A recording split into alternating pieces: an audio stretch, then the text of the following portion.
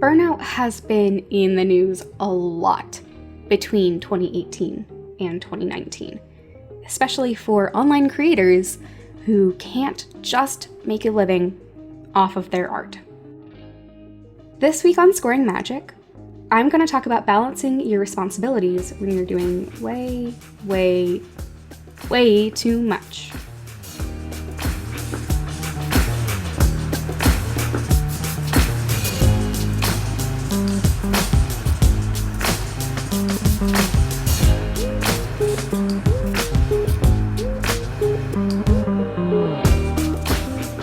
First up, housekeeping. We've had a change in our cast. Sarah Harris will now be played by the magnificent Jordan Cobb. You might know Jordan from her work on Giannis Descending, Here Be Dragons, Mars Fall, or so many things. She's amazing, y'all. We're so happy to be working with her. Jordan's production company, No Such Thing, is currently crowdfunding her upcoming fiction podcast, Primordial Deep, about big, scary ocean dinosaurs that scare me. She's making it with our amazing sound designer, Julia Schaffini, and we can't wait to listen to it. Please go give Jordan money so she can scare me real good. We're linking her Indiegogo in the show note. A lot of the Hug House and Valence team is gearing up to be at Pod Tales, a free audio fiction festival in Boston on October 20th. Free. Again, reminder. Free. No money. Zero money. Free. Hug House is going to have a booth there run by Anne and Katie. I unfortunately have to stay home, but it's okay. I'll be manning down the fort, and by fort I mean house, and by house I mean Hug House. You know how the title of Scoring Magic comes from not knowing what magic sounds like? Well, we have some guesses now, and if you swing by our booth, you might just get a very special sneak peek. So if you're in Boston on October 20th, again, that is Pod Tales. You can find more at podtales.org. That's podtales.org. This isn't sponsored. I know this sounds like SpawnCon. I'm just really sad I can't be at Pod Tales, and I know we're gonna have amazing things there, and I want you to go. podtales.org.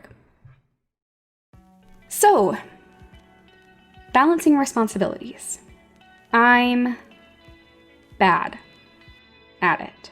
If you've listened to this podcast from the beginning, which you should because it's a documentary, it is a serial story, so start at the beginning, but you already know that I'm bad at this. Back in episode 1, I played you some of the audio from when I first told Amber and Zach my idea to make Valence and Scoring Magic. But I didn't play you all of it, so here's more of it. So I want to try to adapt Stable as an audio drama. Neat. I think that's yeah! Right, okay. That's a long time coming, right? That's yes. inevitable. Yeah. We can all agree. I somehow did not see that. I did. Well, mostly because you haven't finished it. But that's okay, but that's also Go ahead. You have the first book. Yes. And that's important. Start. Right. And part of the reason why I'm doing it as an audio drama now instead of finishing the third book is because I don't want to be tied to that ending that I originally had planned when you adapt something and it can change so much in the iterations. And I would want to have feedback from the cast and get to know the cast and think about their ideas of the characters' progressions forward. So much can change in that I don't want to close the end. But don't you still want to have them completed, though? Or I don't know. Okay. Yeah, we'll see. I don't know if it is gonna work in audio at all. I don't know how the fuck I'm gonna do it. At all. But that's only half of my idea. I've been thinking about that for so long. About what the other half is? No. Oh. If The you were first ever stuff. going to make Stable into a podcast, if it was ever going to click in your little brain. Yeah, it did a while ago. Yeah, because I was I'll tell him. I kept it to myself. So I'm she has so much to do. I know. I'm glad that you don't think it's just a totally bullshit idea, that it just would not work in audio. No. It would. I don't know how I'm gonna, like, I don't know what. Here's the kicker. That so much I had to do, that was a fraction of what I've been doing recently. Let me walk you through what my days have looked like for the last while. I wake up at 6:30 a.m., get dressed, do my hair, brush my teeth, do my makeup. This process takes a clean 30 minutes start to finish. I listen to podcasts the entire time. I start with Pod News, then I listen to Gemini Today, then I'll usually listen to Pop Culture Happy Hour or something else short-ish. If I have time, if I haven't slept in, I'll make myself a quick coffee and eat a quick breakfast. I listen to podcasts that require closer listening and take notes in my head that I'll put down in writing if they're worthwhile later. At 7:10, my husband and I leave for work. We listen to podcasts on the 30-minute drive, maybe pausing once or twice to talk about plans for the day. While Zach drives, I check my personal email, my primary podcast email, and my press release email. I reply to as much as I can before we get to work. I usually get in at 7:45 a.m. and I take the 15 minutes before work starts to respond to the emails that require a little bit more work that I wouldn't want to handle over my phone. I might listen to music, but I'm probably listening to podcasts and taking mental notes. At 8 o'clock a.m., work starts. I grab a cup of coffee and take 60 milligrams of duloxetine. I listen to podcasts, take actual notes, check my emails when I can, submit pitches to my recurring publications, and write articles between doing work tasks. At 12 p.m., I take my lunch. I try to bring my lunch as much as possible and get as much work done as possible on my lunch hour, but I don't listen to podcasts. Well, usually. I usually watch YouTube videos. Sometimes I schedule business calls during my lunch or even interviews. I once had to interview Julie Shapiro of Radiotopia during my lunch because that was the only time I had. At 1 o'clock p.m., it's back to work and the cycle starts back over. Work, listen, write notes, write articles, work, check emails, maybe do some hug housework, maybe write an episode, maybe submit another pitch, check emails, work. At 5 o'clock p.m., Zach and I head home. Some days I have a remote meeting on the drive. Other times Zach and I will talk about our day and put on another podcast. And yes, I do take mental notes. We get home, feed our cats Mozzarella and Usador. We don't feed them those things. Those are their names. Mozzarella and Usador.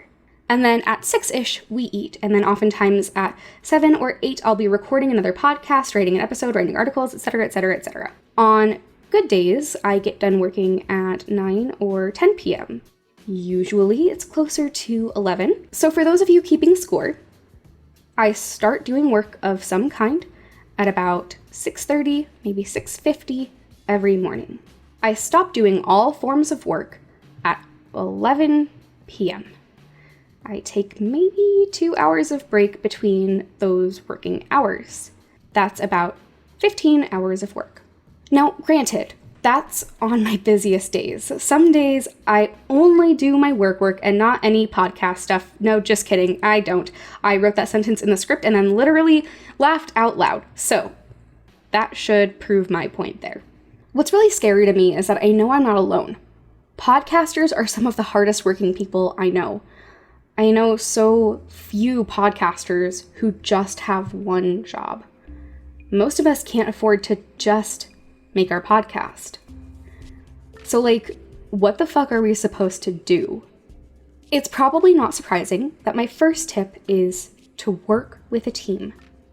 I know some of y'all are hell-bent on entirely being solo creators and I get it, my guy, but it is not sustainable. It's almost definitely not sustainable. Find a team. Find people who can support you. And when you find them, delegate. Don't make a promise to delegate and then micromanage everyone. Trust your team. Delegate. This is something I'm still working on. I admit to that, and it's really hard. It feels lazy and embarrassing and inconvenient. I grew up with a work ethic and overworking myself, being almost moralized. I know how hard it is. It feels really wrong, but it's important. and it will help you take care of yourself, and it will make your team feel involved, respected, and like a real part of the project. My next tip is probably going to sound counterintuitive. This has been a weird one for me to learn. Do not get so caught up in investing in yourself that you forget about the well-being of your current self. I have a tendency on focusing too much on future will. Present will can take a whole lot of bullshit and burnout and depression and exhaustion and anxiety because that quote-unquote hard work means that future will can have more money or more time or more something. If present will just keeps working and working and working, future will can be happy. Here's the problem. Future will always becomes present will, and present will only works to be future will, which means that basically I am always working on investment in the future without ever taking care of my present me. This thought had never occurred to me, ever, that the current form of myself matters just as much as the future hypothetical form of myself. Big shout out to Kathy Ann Hersom LPC, a true badass for this one. In podcasting, we focus a lot on improvement. How can we make our workflows more efficient so future podcasts can be streamlined? How can we make our editing better so future podcasts can sound more professional? We should take notes on current podcasts so future podcasts can get better. Current podcast is going to suffer if you keep only focusing on future podcasts. And the same is true for you as a creator. With that, my next tip is kind of general life advice, but something I think work-obsessive podcasters need to hear too. Stop taking stock self-care advice from the internet. Stop it. I know it is appealing, I know that it is easy, I know that it is #aesthetic, stop doing it. Bath bombs are good as hell, we all know this, but that doesn't mean they are necessarily self-care for you. You can enjoy something without it being necessarily self-care. For a long time, I tried the self-care methods you see online, so like bath bombs, yeah, but also watching something sweet and soft, or trying to read, or trying to do a craft. I'd get myself a little frivolous treat or trinket or something. I'm gonna explain this through analogy, one, because Anne made this parallel to me and I found it very apt and very funny and a truly sick burn, but also because it allows me to talk to you about dogs. There are 2 dog grooming videos on YouTube that I love. Well, okay, there's like a ton, but I'm only gonna talk to you about 2. As always, they'll be linked in the show notes. The first video is called So You Want a Husky? Be ready for this. In this video, a person gets rid of their husky's shedding winter coat using a leaf blower. Don't worry, it's not dangerous. I don't think the huskies enjoy the hell out of it. They're having a good time. It is silly and cost efficient and time efficient, and it gets the job done. I wanted so badly to be this dog when it comes to self-care. The second video is called A Baby Angel from Heaven, but in Korean. It is a video of a very small, very small baby Maltese being meticulously groomed at a very fancy dog salon set to very sweet and calming royalty-free music. Listener, I am not the husky. I am, unfortunately, the baby angel from heaven. I kept trying to solve my self-care needs with frequent, cost-efficient, and time-efficient purchases. I'd tell myself it was self-care to get a Starbucks that I did not even actually want. What I actually found to be the most efficient version of self-care for myself was taking a weekend at a hotel, close-ish to my area, yes, a staycation, completely alone, disengaging with social media, talking to myself a whole bunch, and watching a ton of horror movies.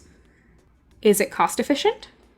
Well, maybe, depending on the room rate and how many Starbucks I was buying to induce some sort of emotional healing, but no, not really. It's pretty expensive, even if I do it infrequently. But it's what works for me when I'm in desperate need of taking care of myself. And it lasts way, way, way longer than any Starbucks or bath or any other method I've tried. I don't like being the baby angel from heaven because it makes me feel high maintenance. And it doesn't look like what self-care is supposed to look like from me. And I feel embarrassed that I can do something so indulgent, even if the only reason I'm doing it is so that I don't literally fall apart. But again, it's what works for me. Self-care doesn't have to look any specific way. You need to find what self-care is, not just in a general sense, but for you as an individual. My last tip is the most important, the one you've probably heard the most, and the one you probably find the least helpful. I know. I was in that position for a long time too, and I'm very lucky not to be in that position anymore. But in case someone listening hasn't heard it yet, I still have to say it. You need to look at your life and allocate your time and energy based on your priorities. I know that this isn't a possibility for most of us because our podcasting doesn't pay enough for us to leave our day job, but our day job takes all of the time that could be spent making our podcasts more marketable and profitable. I know. So instead of telling you to quit your job to focus on your hobby, which is something I would never expect or really suggest to someone, I want to tell you about how I did. That is right. As of October 25th, I am going to be a full-time writer and podcaster. This is something that I've wanted for a long time, and it's really, really amazing and really surreal to me that it's happening. I'm getting sappy, so I'm gonna go back to my script. About a week and a half ago, one of my coworkers announced that she would be leaving my workplace, and something inside of me snapped. I'd wanted to leave for at least a year. Again, shout out to Kathy Hersom, LPC, for basically telling me that I needed to get out of there for a year straight, but I felt completely trapped. Zach picked me up that day from work, and I tried not to cry. Over dinner, I kept saying, "What do I do?" I asked my Discord server and my friends. I felt like my brain was falling apart. I was in a legitimate crisis because I knew what I had to do. I had to quit. I didn't think I could, but I knew that I had to anyway. Zach and I thought about how much I make writing about podcasts. We thought about what it would mean to switch from my health insurance to his. And we realized that really, we could do this. It would be tight at times, and freelancing wasn't always consistent. It was a decision that we had to make fairly quickly for a number of reasons. But we realized that we would be okay. Probably. We're both still a little scared. I'm a lot scared. But it was what I needed to do, and it was what we could do. I put in my notice, and my last day of work is, again, October 25th. I am officially quitting my day job to live my dream. It's some real 2000s rom-com shit, and it is surreal, and oh my god, I quit my day job to live my dream? What the hell? What the hell? Now again, I am not telling you to quit your job. What I'm telling you is that if you find yourself repeating, "What do I do? What do I do?" because you're so overworked and you feel like you're always in a crisis, you need to look at your priorities and you need to allow yourself to drop the responsibilities that you can. I could only quit my job because my husband has a consistent salary and benefits. and I've already secured enough freelance work to make sure we can stay afloat. That is a massively privileged situation to be in, and I'm endlessly grateful for it. That might not be the situation for you. It probably isn't. But maybe you can drop a task for your podcast that you feel you cannot keep up with and that you think you can manage without. Allow yourself to drop the responsibilities that are focused all on future you while making present you suffer. If there's one thing I want you to remember from this episode, it's that present you is important. Present you matters. And future you will not exist without present you. Listener, don't be like past Will. She wasn't good at taking care of herself, and she kept burning herself out over and over and over. You've heard it in episode 1. You've probably seen it on my Twitter. You've heard it here again. Instead, maybe be more like present Will, I hope. She's still got a lot of work to do, but she's finally committing a lot of that work on taking better care of herself and managing her responsibilities better.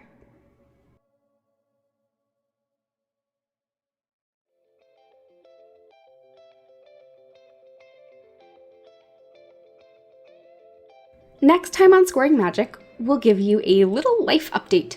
It's time to bring you up to speed with Valence and us and everything so far. It's our first bona fide check-in episode. See you soon!